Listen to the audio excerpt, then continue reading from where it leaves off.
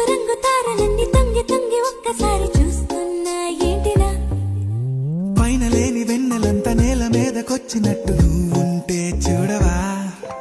మంచువాన నన్ను ముంచనంట వాన విల్లు మీద ఇల్లు కట్టినెవ్వరంట